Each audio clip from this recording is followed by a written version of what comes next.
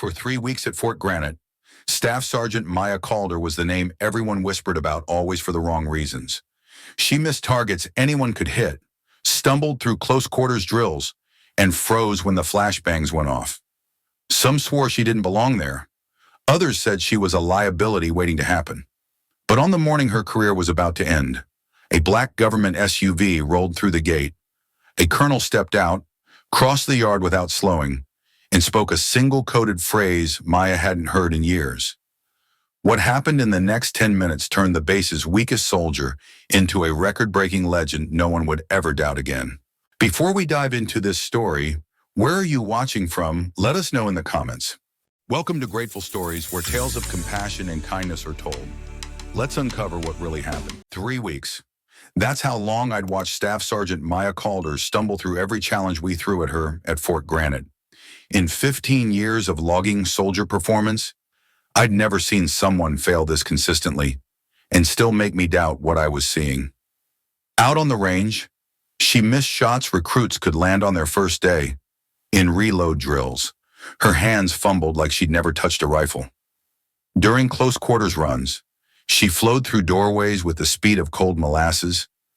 But then there were the other moments, the ones that didn't fit the picture everyone else believed. Like the way she arranged her gear with surgical precision, every strap, mag, and tool in its exact place, like she'd practiced that layout in the dark 1,000 times. I'd catch her in the dead of night, running weapon drills under red light, magazine swaps smooth as silk, malfunction clearances so fast you'd think the rifle was part of her body. None of it matched the woman I saw stumbling under the desert sun each day, and I wasn't the only one watching her, unfortunately. Some eyes weren't as patient. Lieutenant Cole Harrington and his 3 Shadows Reeves. Dalton. Myers made her their favorite target. They'd corner her in the mess hall, voices loud enough for the whole building. "Careful out there." "Calder," Harrington would say, a smirk in his tone. "Wouldn't want you shooting the wrong people again." Reeves would chuckle. Dalton would flex his shoulders like he was reminding her who was bigger. And Myers just smiled in that sharp, cutting way. Maya never rose to it. She ate the same way every time, 3 bites of each item. Measured sips of water, eyes scanning the room in a slow, unbroken pattern. It all came to a head in the mock apartment CQB run. Harrington's squad stacked on the door, Maya at the rear. The instructor's whistle cut the air, and they poured inside. Halfway down the main hall, the flashbang simulator detonated. The sound was a thunderclap, the light searing even through shut eyes. Harrington's crew flinched and kept moving. Maya froze. Not a tactical pause, full paralysis. Her weapon stayed up, but her eyes were somewhere else entirely. 5 seconds. 10.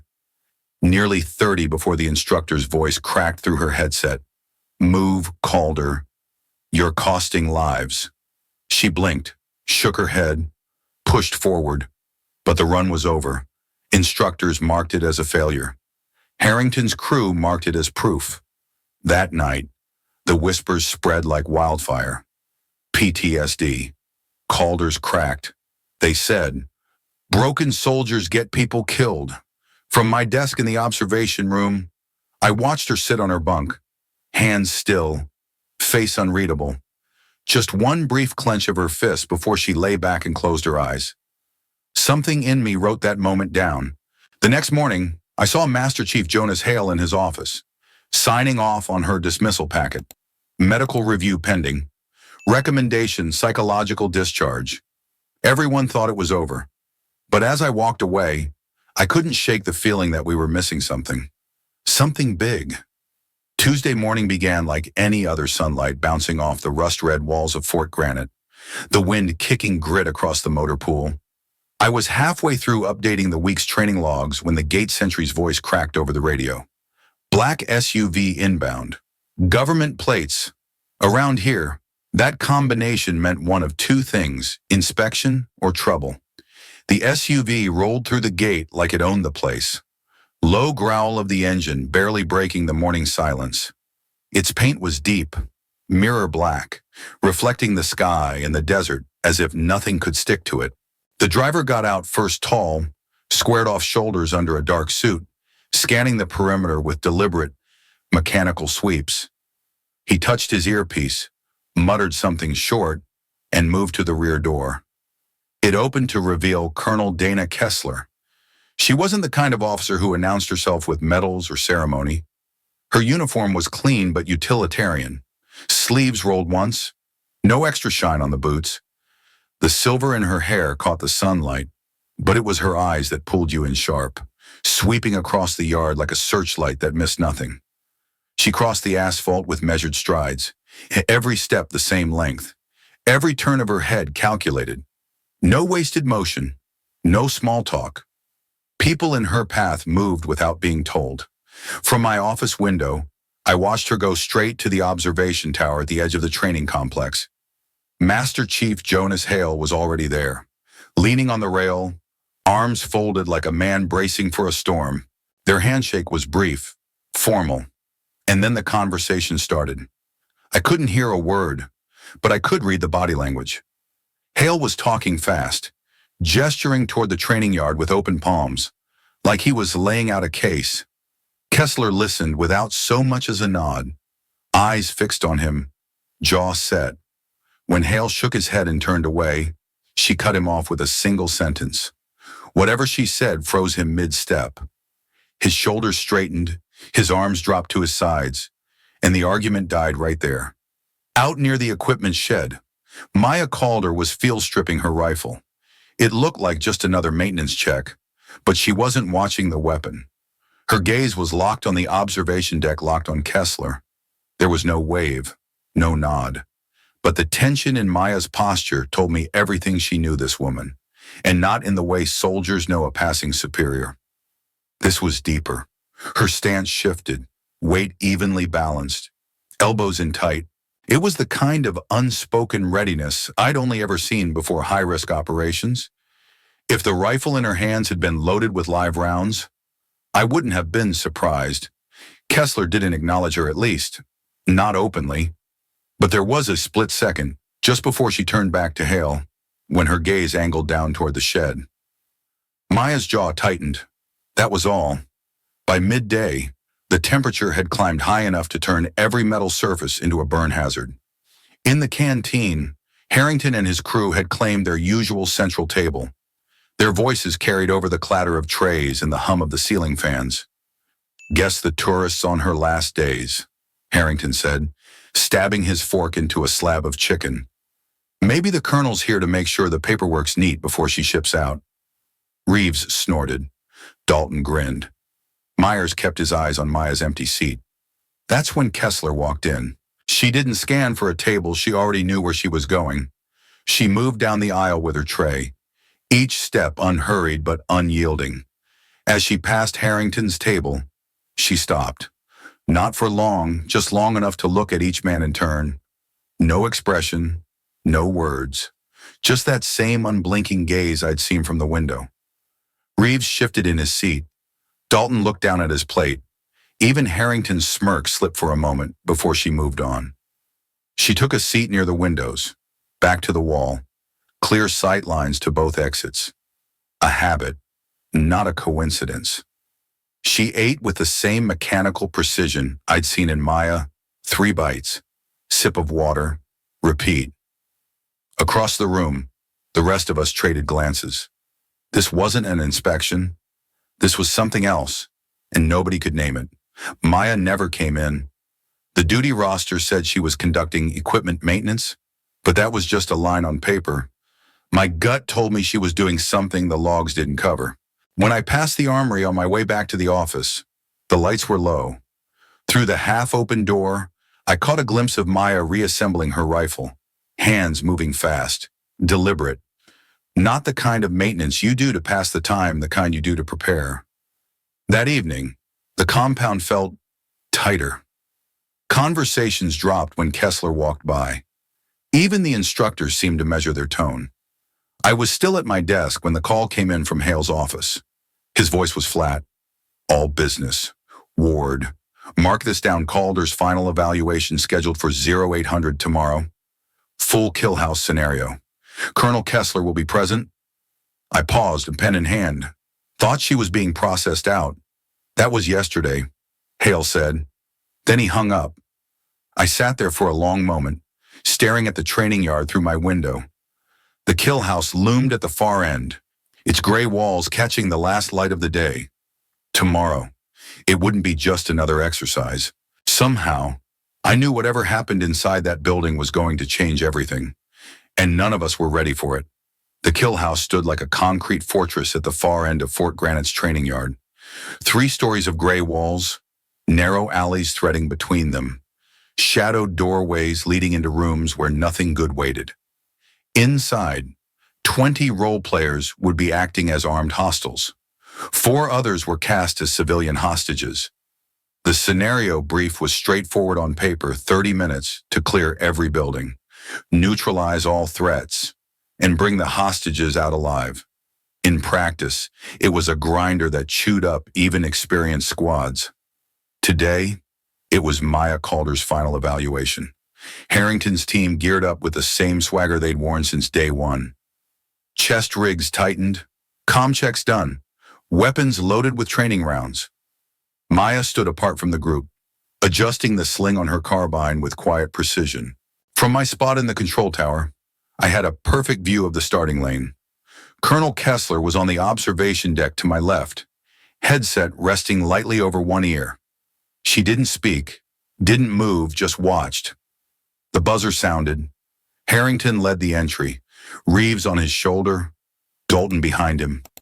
Myers fell into position ahead of Maya, who took the rear.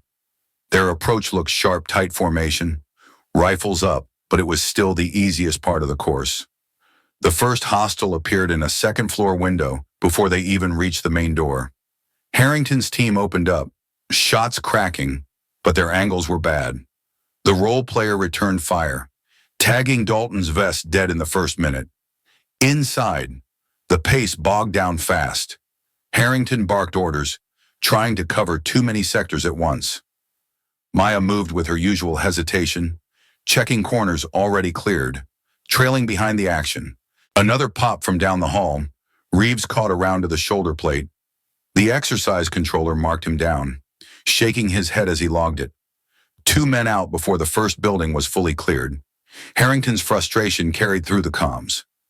Calder, move up, you're dragging us here. Maya's reply was a clipped copy, but her pace didn't change.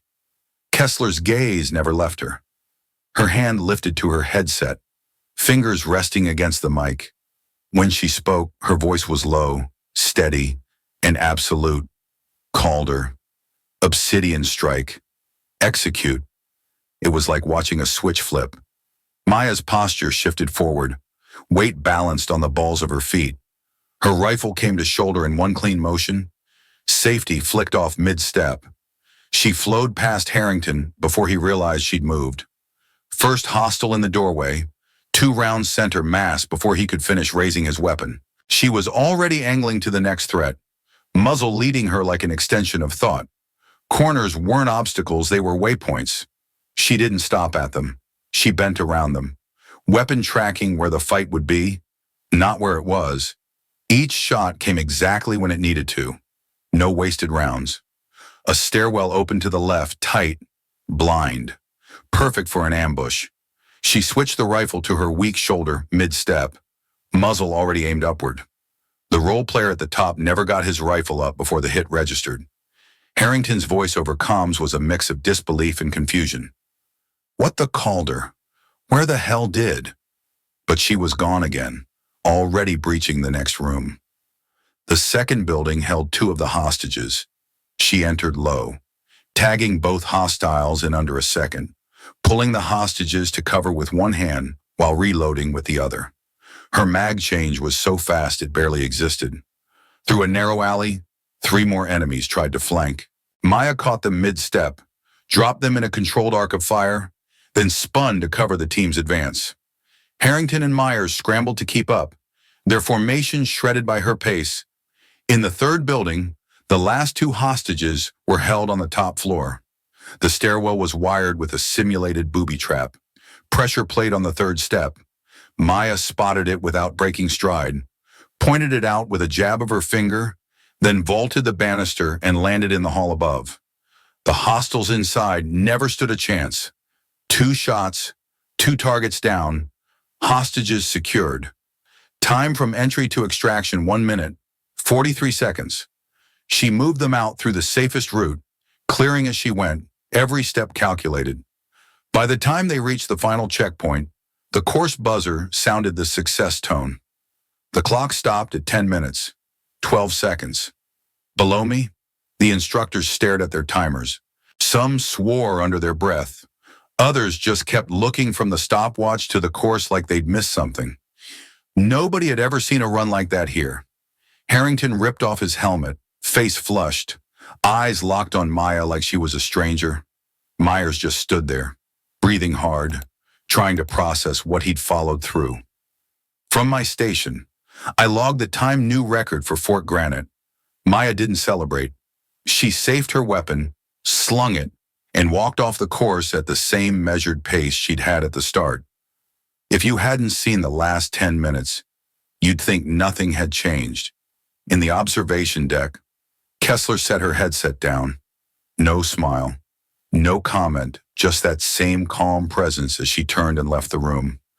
Hale fell in beside her, clearly wanting to talk, but she didn't break stride. I stayed in the control tower until the yard was empty. Only then did I realize I'd been holding my breath for most of the run. Whatever I'd just witnessed, it wasn't luck, and it wasn't routine training. It was something far more dangerous, something that had been hiding in plain sight for 3 weeks. And now, the entire base knew it was there. The debriefing room was small, windowless, and cold enough to make the metal table feel like ice under your hands. Maya sat across from Master Chief Hale, field stripping her rifle with the same measured care she'd shown on the course. Colonel Kessler stood near the door, her presence filling the room without a word spoken. Hale cleared his throat, eyes still on the performance log. "I've been here 20 years. I've never seen anyone do what you just did out there." Kessler didn't look impressed. She looked like she'd been expecting it all along. "Shadow protocol," she said at last, her voice even, unofficial, unlisted, and built for one purpose: deep infiltration and zero-margin operations. Calder was Asset 9, 3 years in the field, 52 missions, no losses. The words hit like rounds on steel sharp, final, undeniable. I leaned forward in my chair, pen frozen over my notepad. That hesitation, the 3 weeks of bad drills, what was that? Kessler's eyes flicked to me, sharp as glass. Containment. She can't access full training without an activation phrase. It's a safeguard. Maya reassembled the last piece of her rifle, locking the bolt forward with a satisfying click. "It's like standing behind glass," she said quietly. "I can see the fight. I know what to do, but until someone says the words, I can't reach it." Hale exhaled, leaning back. An obsidian strike was the key. Kessler nodded once. "One of them. We needed to know if her conditioning survived the injury." "You've seen the answer." Nobody argued.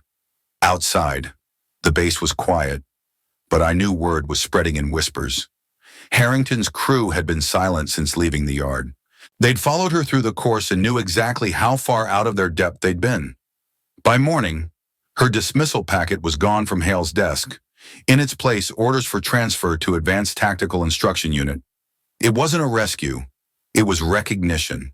That night in the mess hall, Reeves tried to meet her eyes, maybe to say something. She didn't give him the chance. "You didn't know," she said simply. "Most people don't. That's the point." Kessler left the next day without ceremony, just a nod to Hale and the faintest curve of a smile toward Maya as she stepped into the black SUV. The engine noise faded into the desert wind. Maya stayed through the end of the cycle, her performance steady and professional. No more stage failures, no bursts of hidden speed, just the work of a soldier who belonged. Her kill house record stayed untouched. 3 months later, my own orders came in, assigned to the same unit as Calder, documentation and training support. When I walked into that new facility, she greeted me like it was the most natural thing in the world. We didn't talk about Fort Granite. We didn't talk about shadow protocol or activation phrases or what she'd been in the field.